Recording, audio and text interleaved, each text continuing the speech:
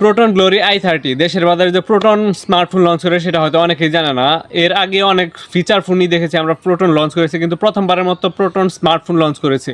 এটা মূলত আরএফএল এর একটা কোম্পানি। আরএফএল আমরা জানি যে শুধুমাত্র প্লাস্টিকের জিনিসপাতি তৈরি করে, কিন্তু এবারে তারা স্মার্টফোন লঞ্চ করে বাজারে নিয়ে এসেছে। চলুন স্মার্টফোনটির বিষয়ে সবকিছু এক্সপ্লোর করা যাক। প্রথমে ডিজাইনের কথা যদি বলি তাহলে স্মার্টফোনটির ডিজাইন খুবই ভালো লেগেছে আমার কাছে। ডিসপ্লেতে ব্যবহার করা হয়েছে 6.74 ইঞ্চের একটি আইপিএস এলসিডি প্যানেল, আর মেইন ক্যামেরাতে ব্যবহার করা হয়েছে 50 মেগাপিক্সেলের একটি মেইন সেন্সর, যা দিয়ে আপনি 1080p 30 fps এ ভিডিও শুট করতে পারবেন। ফ্রন্ট ক্যামেরাতে 8 মেগাপিক্সেলের একটি সেলফি শুটার রয়েছে, যা দিয়েও আপনি 1080p 30 fps এ ভিডিও শুট করতে পারবেন। চিপসেট হিসেবে রয়েছে MediaTek Helio G51, যা যথেষ্ট একটি এন্ট্রি লেভেল বাজেটের চিপসেট। আর এই চিপসেট দিয়ে শুধুমাত্র আপনি ডে টু ডে টাস্ক পাশাপাশি সময় কাটানোর জন্য গেম খেলতে পারবেন আর টুকটাক কাজ করতে পারবেন। স্মার্টফোনটিতে 6000 mAh এর ব্যাটারি আছে আর 20 ওয়াটের চার্জিং সাপোর্ট দেওয়া হয়েছে।